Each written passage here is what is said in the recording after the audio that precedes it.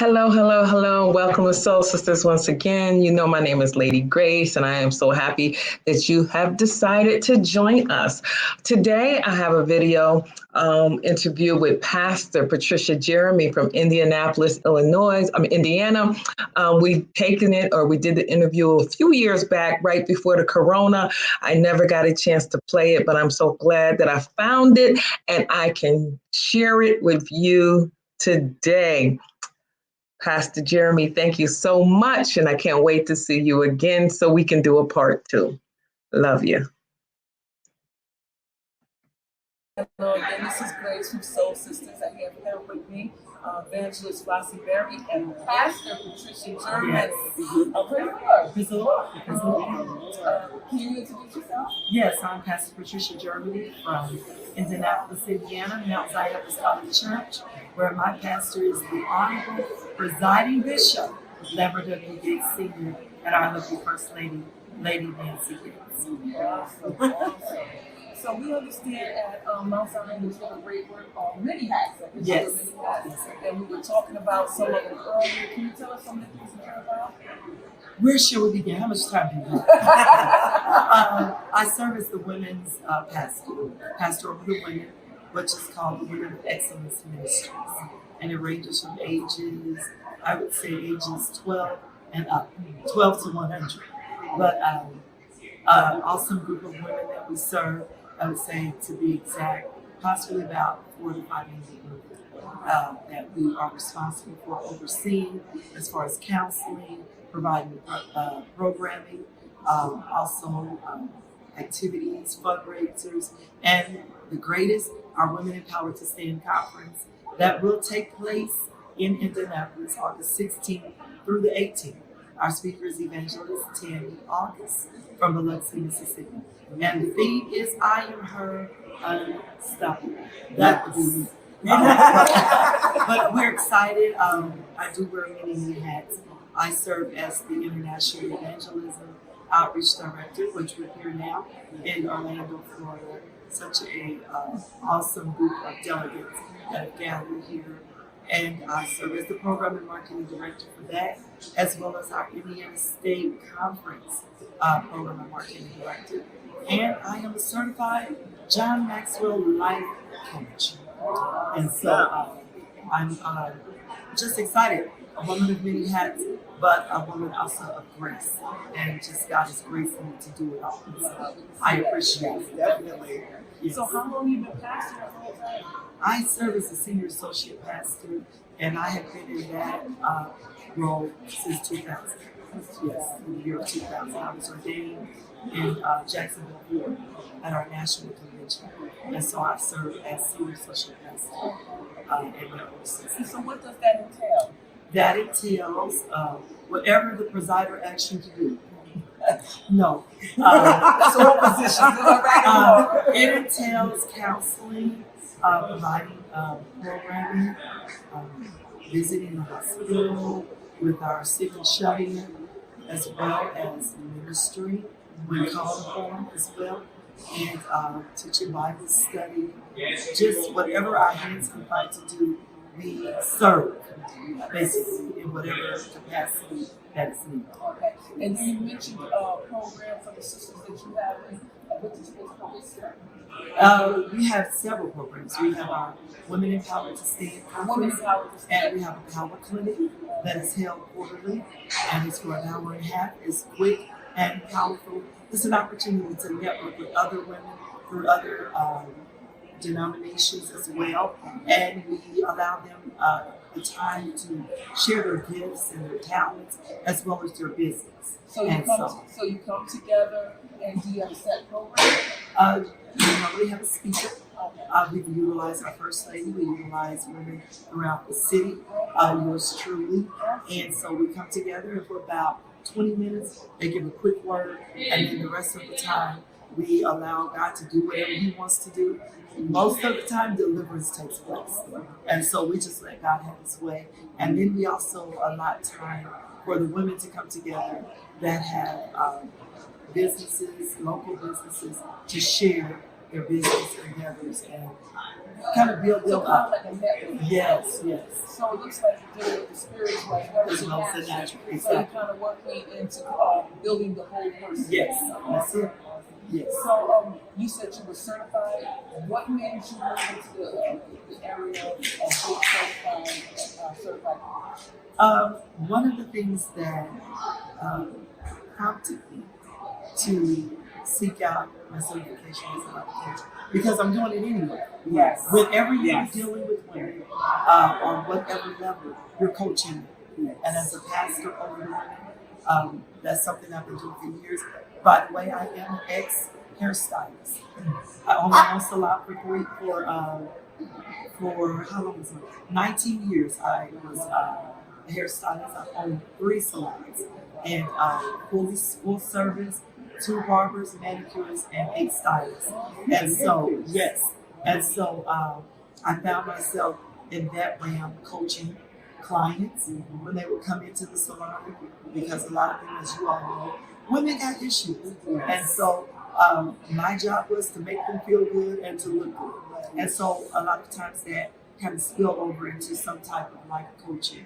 And so I would attribute it to that opportunity during my years in the salon, and then it carried over into the church when I became a pastor over the women. And so I just kind of, I believe that it all meshed together. And so here we are today. And so we have our own business, Impact for Life, and we host 6-week workshops as well as web conferencing, one-on-one consultation. And so wherever God opens that door, that's what we Now, do. is that impacting the church? No, that is a personal business endeavor that I host.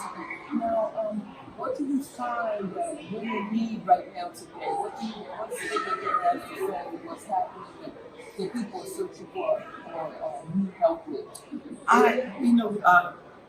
In my spirit, what I sense from women right now is confidence. Confidence and the wherewithal to seek out what it is you desire to be in life. We hear a lot about purpose and passion, and how do I understand, how do I find my passion? And as I always say, once you discover your purpose, that gift, that thing that you're uniquely called to do, and that comes easy for you.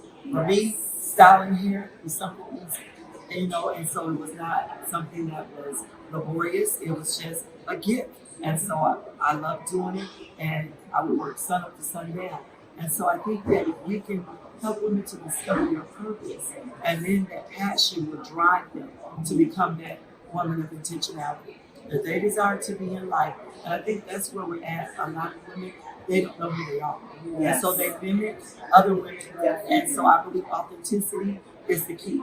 When you're authentic and you know who you are, that right there will steer you in so many different directions. But you must know who you are and who God has called you to be. Okay, well, how do you, because you're right. This is getting good. Look, I This has been the buzz all weekend. Okay. Identifying who you are, knowing your why. But still, we say that, but how do we make the connection? How do we get them to understand the why or know what that passion is or know what they would do best at? And I'm glad you asked.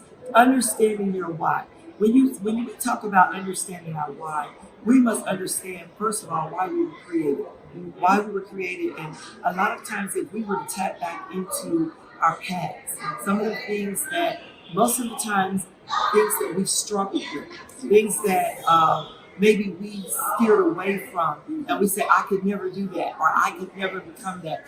That is the thing that we are most of the time uniquely created to be and gifted in doing, the thing that we run from the most. And so when you understand your why am I here? What is my purpose? Why was I created? Was I created just to walk around and be beautiful? Or was I created to speak into the lives of other women? And so you must understand your why and understand that it's okay to be different. That my why is not your why and yours is not mine. And God, sometimes it takes us through many facets of life.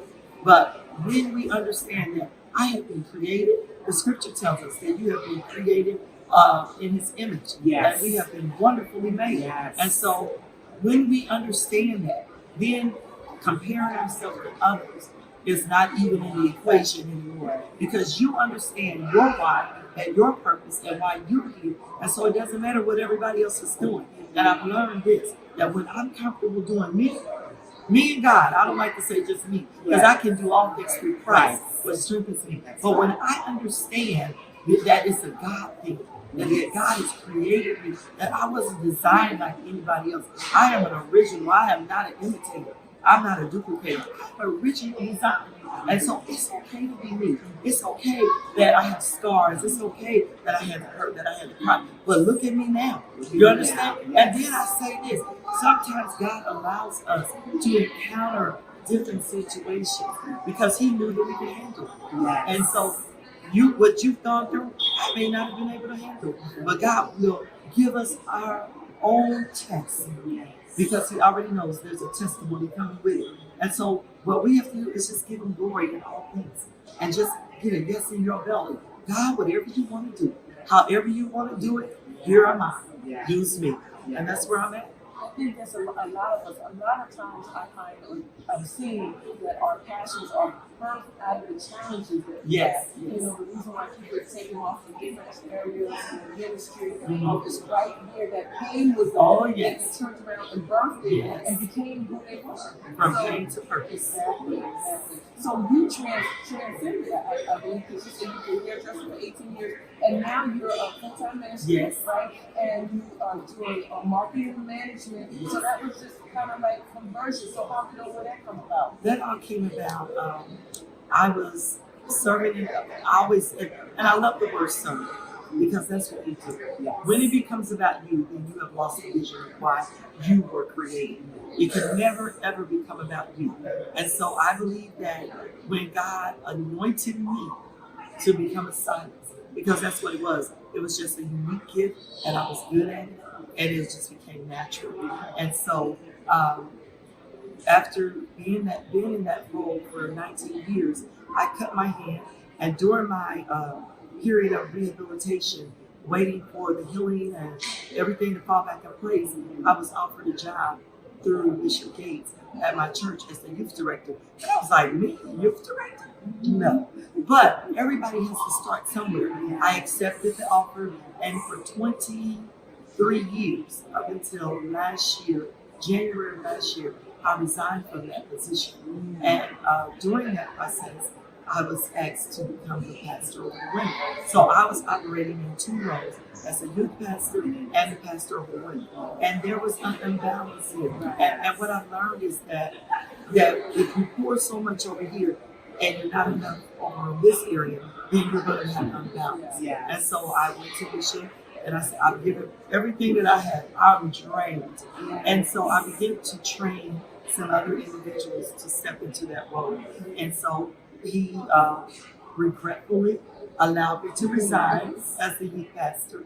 And so now I officially just work with the women and I travel. God is through that.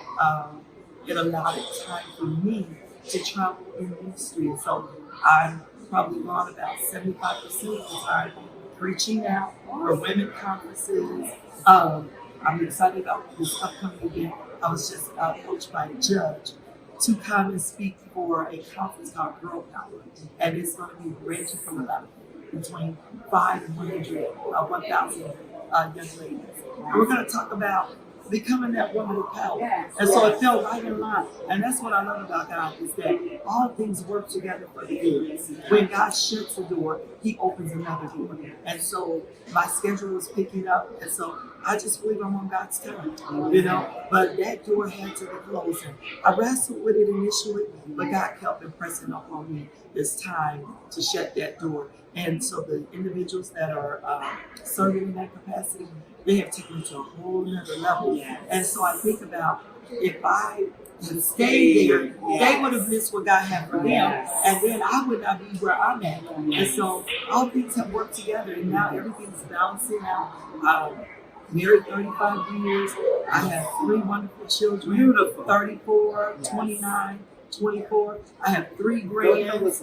Come on, somebody. 3 grands, 9, 10, and 3 weeks old. And so I'm living, I won't say my best life because the best is yet to come, but I'm living a great life.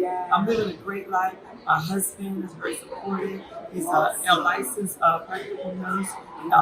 We are in the process of opening our first transitional housing for veterans with addictions, and we're working on another area for women that battle with addictions as well. And so that whole thing has meshed itself together, and I'll be able to give the time that I need there. And so I just believe that God is here, and when you're passionate about what you do, and the most important thing is that you always have a servant's heart, that you always realize that it's not about you, and you always leave room for more.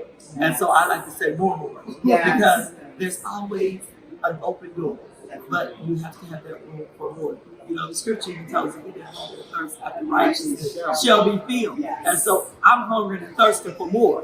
God, whatever you want to do, however you want to do it, I'm available to you. And so I'm just excited about what God is doing at this season in my life. Yes. We thank you right now for being with us. I mean, awesome.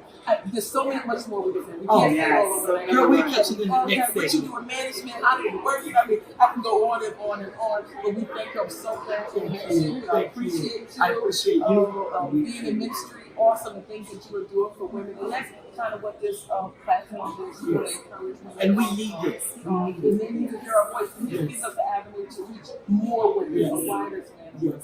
But we thank you. We appreciate you. And we will be speaking. Oh, yes. There will be a part 2. Yes. To be continued. Thank you very much. Hello.